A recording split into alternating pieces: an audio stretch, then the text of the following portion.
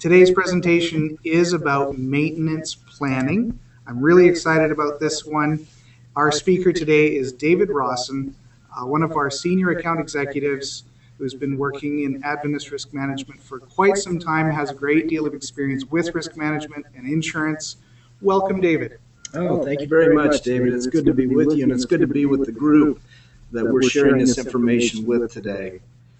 I want to take a moment before we get too far into the presentation specifically on maintenance to remind each of you that there is a grouping of tasks that we at Risk Management hope that we can partner with you on as we go down the road into the future. We've been promoting these for quite some time, and we're in the process now of not only promoting them, but also providing tools that you'll be able to use in putting some of these together as we go forward.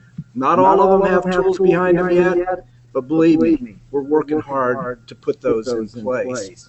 The listing you'll see on your screen right now, the inspections, maintenance, which we're going to talk about today, crisis planning.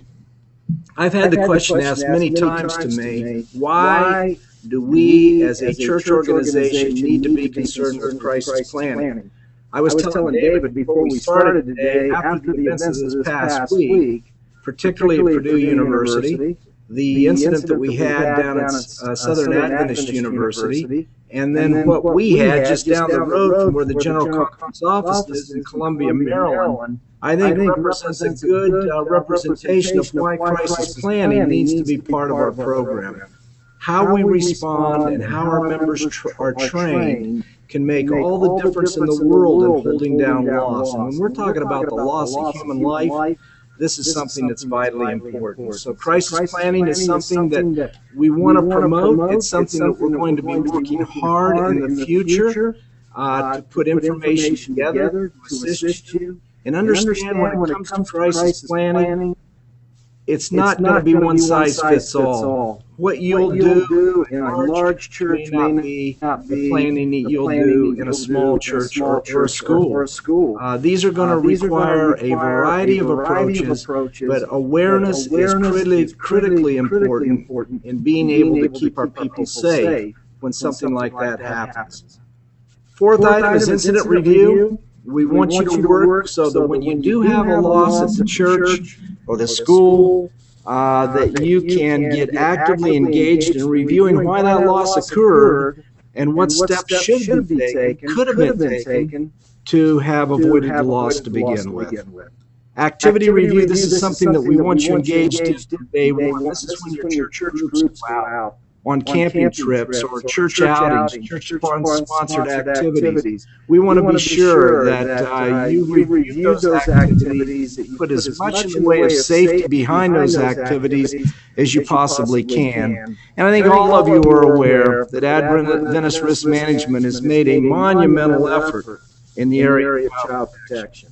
All you have to do is go to our website, and you'll see the enormous amount of effort that's gone in to putting information and tools in place to help you in the area of child protection. So this is the list that we want our safety officers to be invested in and involved in, and we're hoping that you'll get engaged in these as quickly as you can get them implemented in your local program.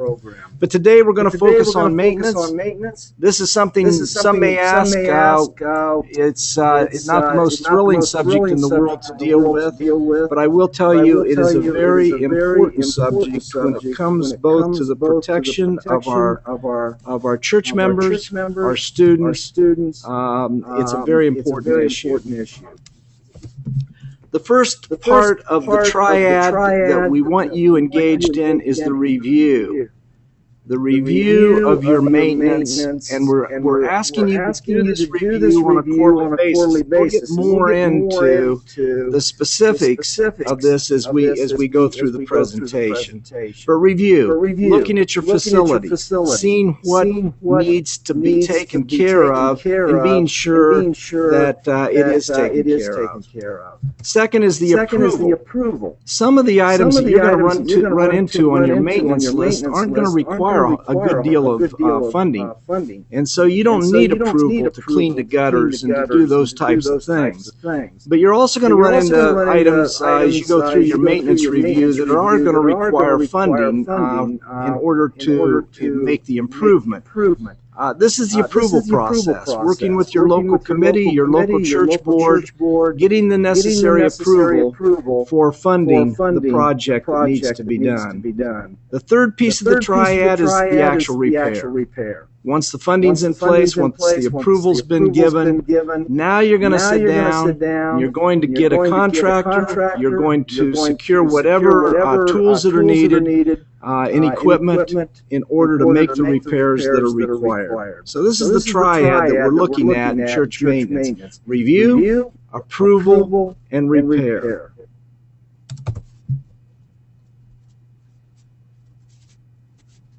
If you'll look on your screen, you'll see the gentleman walking down the sidewalk. We asked the question, why do we need a maintenance program? I'm going to give you a couple of illustrations of why we need a maintenance program. I don't know if it came up on your screen, but this gentleman walking down an icy sidewalk, all of a sudden his feet went right out from under him, and if you'll notice, his head banged on the ground in a very significant way. This is something we need to be concerned about. This isn't just simply talk. This is real. I'm going to give you an illustration of something that happened in my church a little over a year ago that illustrates the needs within the local church for making sure that people are safe on our walkways and so on. We had a lady at our church who's 80 years old. She was a lifetime member of my church. She'd come there all her life, and she'd pretty much entered the church the same way, and she had exited the church in the same way. But over the years, the railing that she held on to as she went down the steps had gotten old, and it had deteriorated, particularly at the base of the railing. It had gone unattended. It hadn't been cared for. On this particular Sabbath, it was in early spring. She came out of the church. She was at the top of the stairs. She grabbed hold of the railing like she always did, and she started to descend. The railing gave way at the base, and it caused her to trip and to fall, and she cascaded all the way down the stairs, creating a monumental problem for her life. She was permanently disabled from that point on. Obviously, the fall cost a considerable amount of money, but most particularly, it is the impact that it had on her. Even at the age of 80, to be incapacitated for the rest of her life. This is something that we need to take seriously. Whether it's salting the sidewalks or removing the ice from the sidewalks, or whether it's being sure that the support that we provide is adequate, this is part of what maintenance is all about. Second, if you'll see the slide, you'll see an air conditioner that's no longer there, sitting outside a church. Again, a reason why we need a maintenance program. Have another illustration that was shared with me with a treasurer of a local church. They had gone out and they bought 6 brand new air conditioners that they spaced around the outside of the church in order to protect cooling during the hot summer months. One evening, someone came in with a truck apparently, and they went around the church and they picked up all 6 of the air conditioners and they drove away with them. You say, well, what could have been done to prevent that? Well, the reality is casings could have been built around each one of those air conditioners. They could have been locked off, so someone would have had a very difficult time breaking into the cage and taking the air conditioner. It would at least made the task much more difficult than it was the way it was. So again, maintenance, being sure that what we have is well protected and well maintained. The third doesn't need much of an explanation. When you've got weeds growing in your eaves troughs, it's indicative of eaves troughs that aren't very clean. What's the problem that's created here? Well, we have a problem of water damage. Water damage potentially moving back into the ceiling and back into the building, as well as water damage from pouring over the edge of the eave trough, running down the side of the building and coming in through the groundwater in the basement floor. Either way, not a good situation. Either way creates a problem. Had an experience just recently of visiting a church where the eaves troughs were hanging off of the building, the downspouts were disconnected, the whole thing was in disarray. Again, serious problem with serious potential financial damage, dislocation of the church program, and having to clean things out, programs being impacted because of it. So again, please take the time to do the simple maintenance, the maintenance that doesn't require a lot of cost. These are just three illustrations amongst many that could be given as to why we need a maintenance program. Adventist Risk Management is recommending that we do a 4-season maintenance cycle: autumn, winter, spring, and summer. In order to be sure that entering each one of those seasons, which have extremes of one type or another, to be sure that the facility's cared for, that the safety factors have been considered, that improvements have been made. We're going to look at just a small sample of the different things that need to be looked at as we go season to season. In the autumn, fix the railings. We talked about this. Lady falling down the steps. Fix the railings. You need all the more support as you're going to enter the winter seasons and you've already got ice on the steps and you're contending with snow. Fix the railings to be sure they're secure. The troughs are cared for. The downspouts are connected. And the water's being led away from the downspouts, away from the church. Fix any leaks in the roof. Clean up the furnace room. You're going into winter now. You're going to be running the furnace on a regular basis. One thing we see time after time are furnace rooms that have flammables in it. Those flammables can be cardboard boxes. They can also be flammable liquids. We need to be sure that furnace room's cleaned out, so when that furnace is running, we're not putting the church or the school in potential harm. Also, the equipment in the church needs to be checked to be sure that it's winterized. Your furnace, check it out. Make sure it's running right. Change the filters. Have it inspected if it's a larger boiler type piece of equipment to be sure that it's ready for the season that's coming up. There's many more on that autumn checklist. But these are just a few of the things that we'll be looking at as we go through the autumn maintenance inspection. Winter. As you go through the winter, look for the leaks in the walls and the ceilings, which are indicative of a leaking roof or backed up downspouts or eaves troughs. This will give you an indication that is when you come into spring that you need to be looking to fix something as a result of the leaks that you find. Equipment. Be sure that on your furnace that we're changing the filters on a regular and routine basis. And on the exterior, it doesn't need to be said we're going through a winter now that is exceptional almost in all parts of the country. Be conscious of adequate snow removal. I noticed that most of our large facilities have contracted snow removal. But I also notice many of our small facilities do no snow removal, and the cars drive into a parking lot that's virtually covered with snow and ice, and that puts both the equipment that we're driving around in the parking lot in jeopardy. It also puts the human beings in the parking lot that walk to their cars in jeopardy. So look at the snow removal and make a major effort to be sure that that's cared for. Spring, again, we talked about it already. We found those leaks. Now check the roof.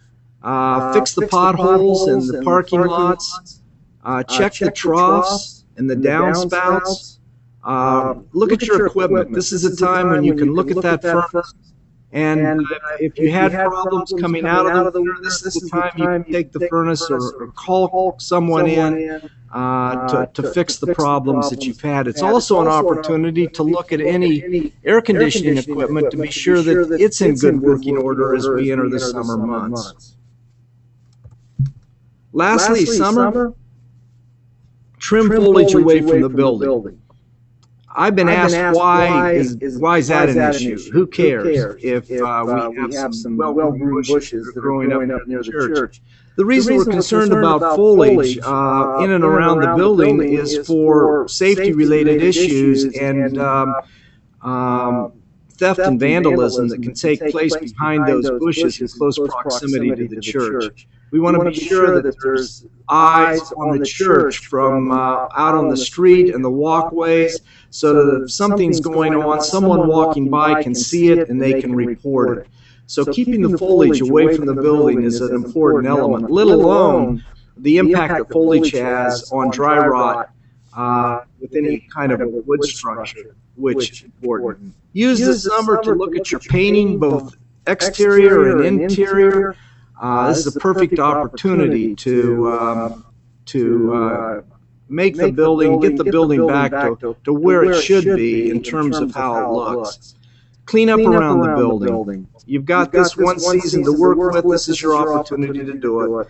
And again, following up on spring, it's a great time to work on equipment that needs to be repaired. Now, the primary issue that I wanted to demonstrate to you in this webinar today is what we're going into next. The group here at Adventist Risk Management have prepared a tool to assist you with your maintenance program. And it's a tool that will help you both in a checklist of what you do, but also a tool that will help you through the follow-up process of getting the necessary approvals, getting the funding, and being sure that the projects are completed. So I'm going to walk through with you the pieces of that tool that ARM's put in place, so you'll know where to go to get it, and then you'll have some idea on how to use it. If you go to www.adventistrisk.org, which is the website, which is our website, that's where we begin. So you go online and you just call up www.adventistrisk.org, and this is the screen that you're going to find. Okay? If you go onto our website and you click on prevention, we want you to click on prevention. That will bring you up to another screen, and right at the top of that screen is you'll see church. And if you click on church, that brings you up to prevention tools for the local church and local school, I might add. And right under there, you'll notice seasonal maintenance. Now, if you click anywhere in that square on any one of those icons, it's going to bring up the tools. And you'll notice down where it says winter maintenance, and then click here to download the PDF. This is where you'll click to bring up the form that you're going to use for that particular season. Now, I'm going to leave this and go to the next slide, and that's going to deal with the form itself.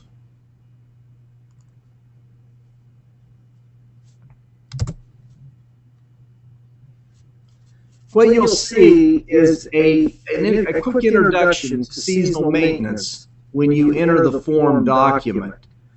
Again, it's just illustrative of the reasons why we need to be actively engaged in a maintenance program. If you go down, though, you'll find I'm utilizing the winter form for illustration purposes. I'm just going to go through a couple of these to show you how it works. Are the walls and ceilings free of damage and faded paint? We're going to go with the answer no. If you put yes, a check mark would go in yes, and you'd go down to the next item. But in this case, we're going to put no. And we're going into the estimate of what's going to be required, how much is it going to take to make the improvement that needs to be made on the ceiling and the faded paint. You go out and you acquire an estimate, whether it's a local contractor or however you choose to deal with that problem. When you've got that estimate in place, you can check that the estimate has been acquired. Now you take it to the board because the board's going to approve it. It's beyond the size in terms of dollars that the board feels comfortable with, so they're going to have to review it and they're going to approve it. So you go to the board gets approval, you check, it was board approved. Now you have a target date on when you want that project to be completed, and you type in the date that you want it completed, and we'll say that we're going to do February 14, 2014. And the amount that's going to be required to do that project that's been approved by the board, and we're going to say it's going to cost $500. Now, the contractor comes in, we're going to have that work done before the 14th of February.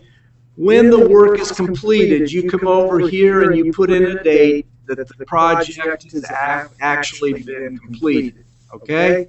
So there are these steps that we're taking in order to get us through the process of being sure that when we run into a problem that needs to be cared for, we have the steps in place to track where we are on the continuum in terms of finishing and completing that project.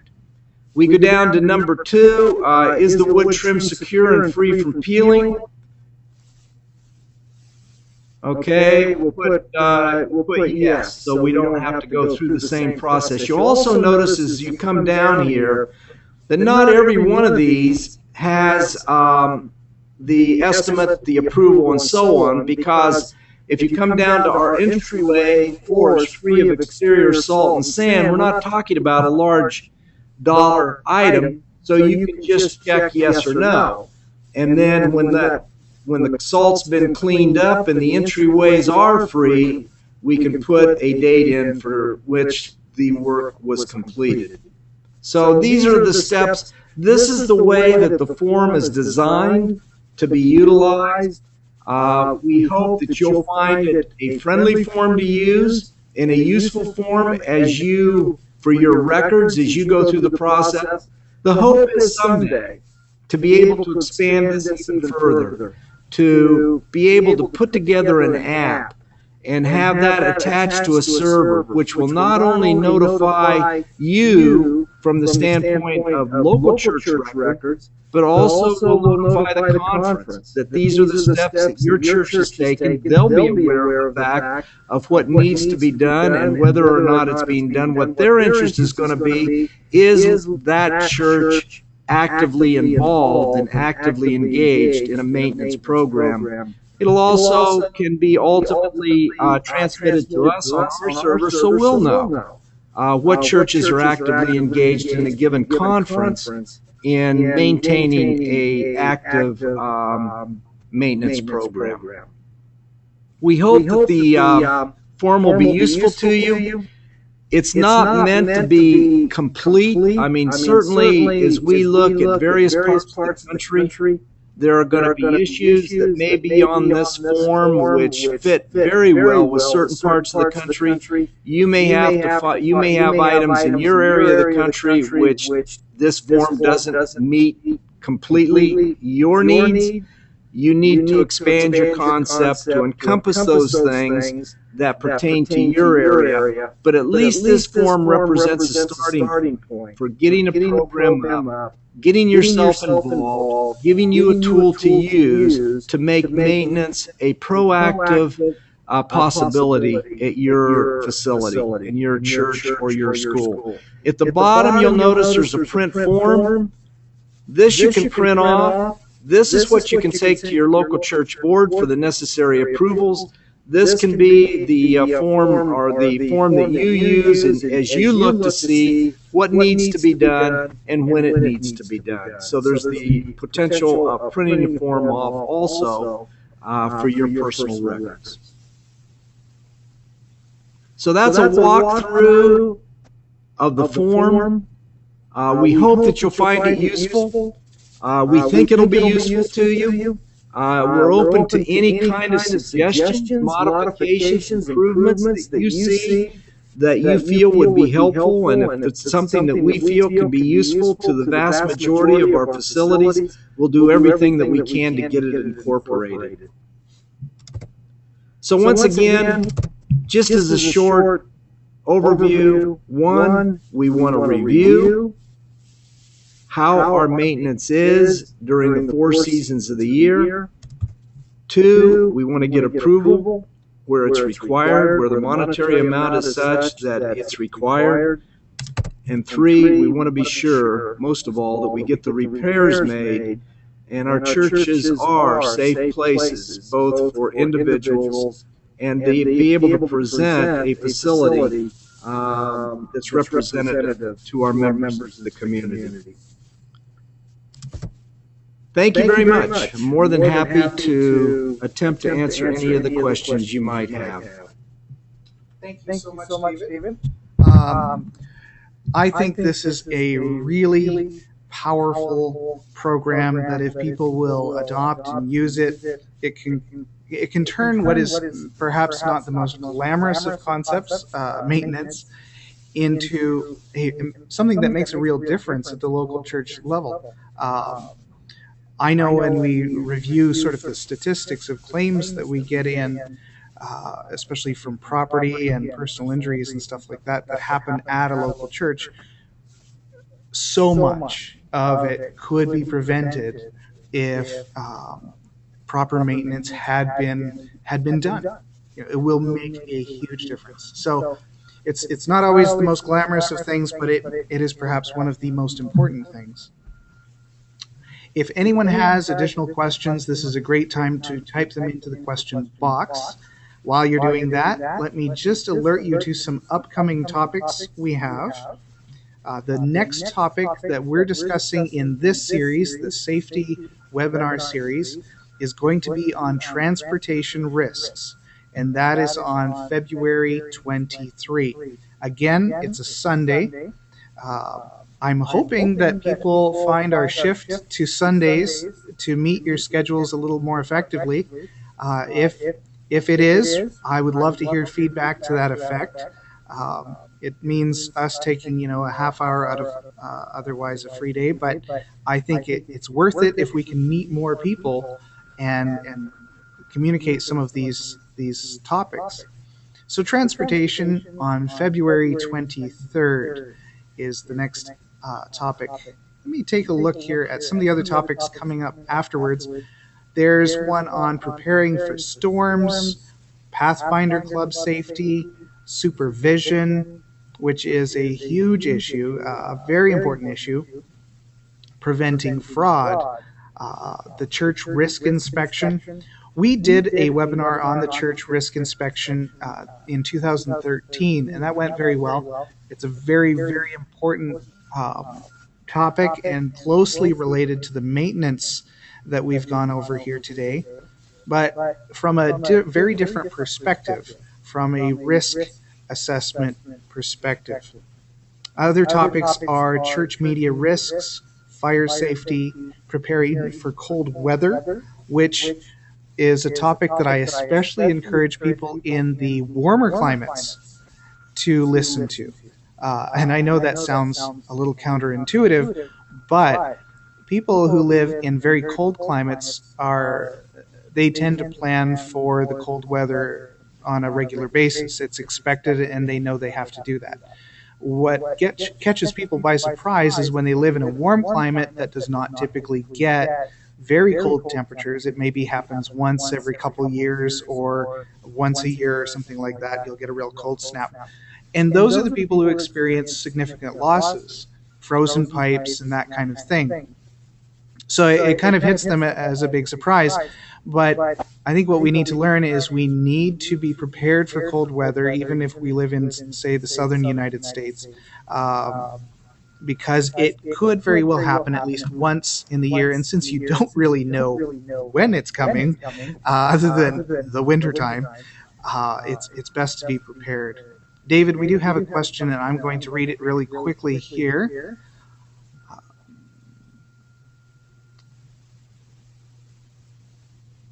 Oh, okay. This is from Sonita, I believe. I'm a new risk management officer at my church. How do I get started? Where is a position description? This is great. I like this. We're going to have fun with this. Maybe some of this was in your introduction. However, I was having sound problems. I do apologize if people were having sound problems. I spoke with someone else who was on the phone. So I got out of the webinar and entered again, so she missed some of the first few minutes. Now, we didn't go over the safety officer job description or how to get started on that in this webinar today, although it might have been a good idea. David, could you kind of summarize some of the basic ideas, and I can help point to some of the resources for that?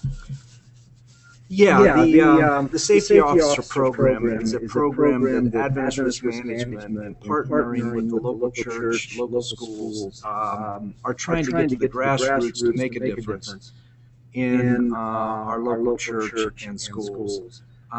We've recommended to the conference that they encourage the local church to nominate an individual to oversee and be responsible for the activities that are involved in the Safety Officer Program. We reviewed those earlier, but just to give you some idea of what those specific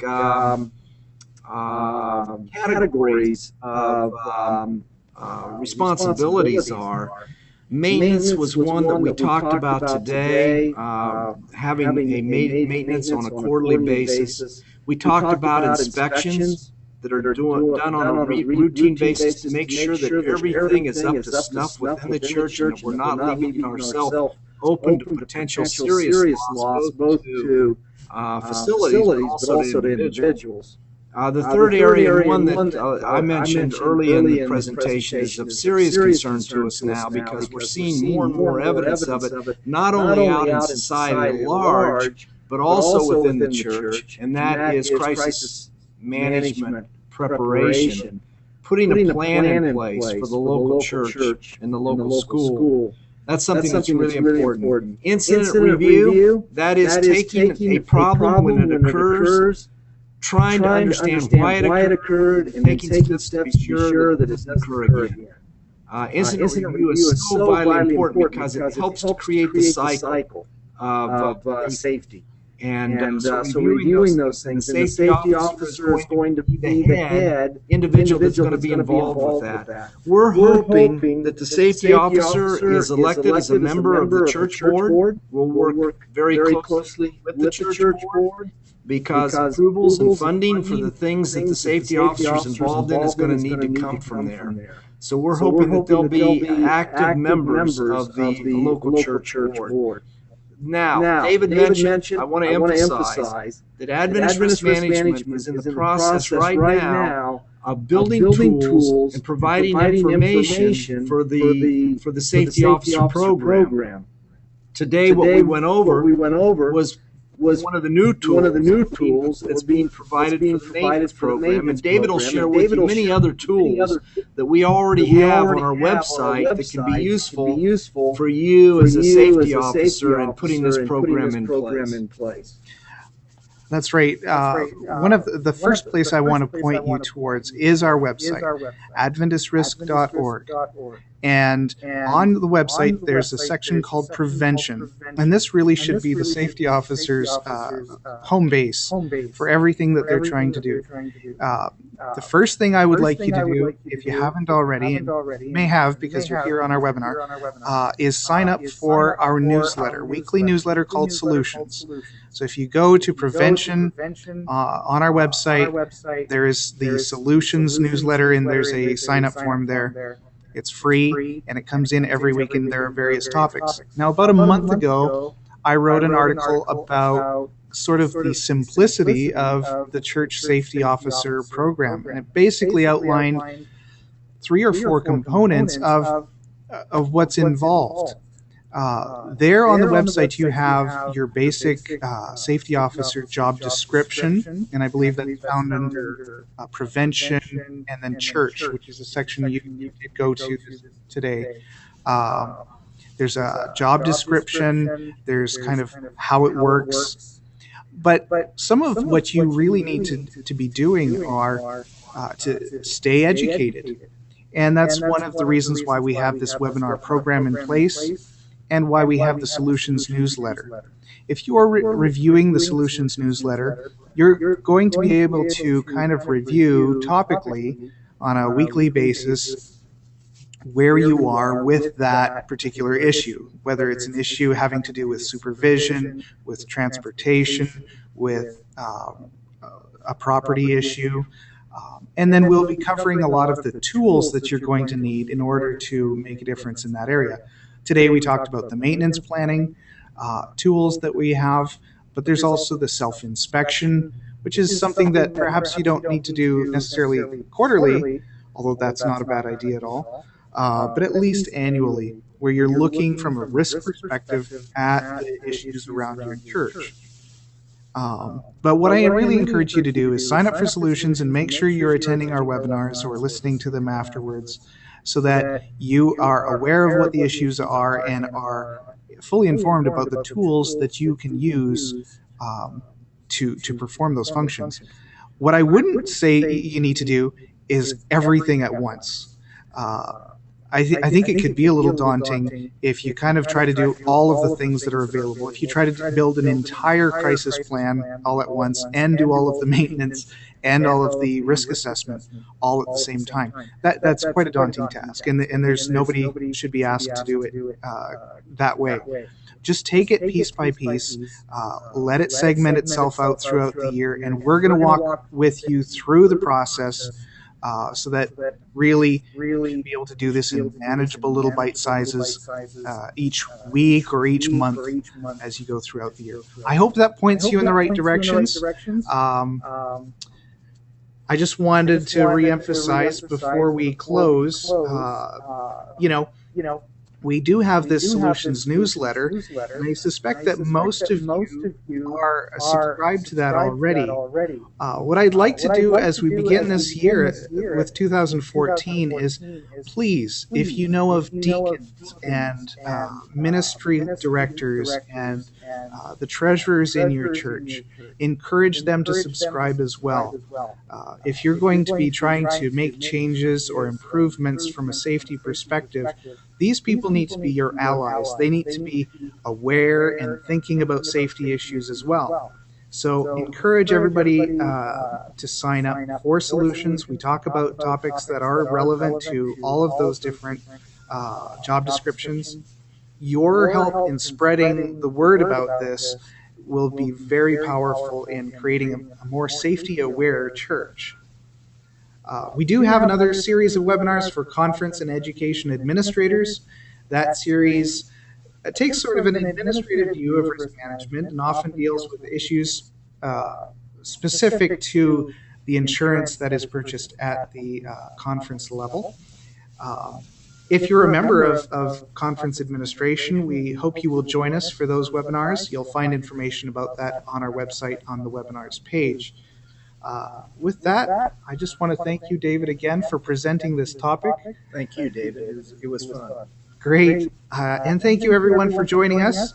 We look forward to speaking with you next time.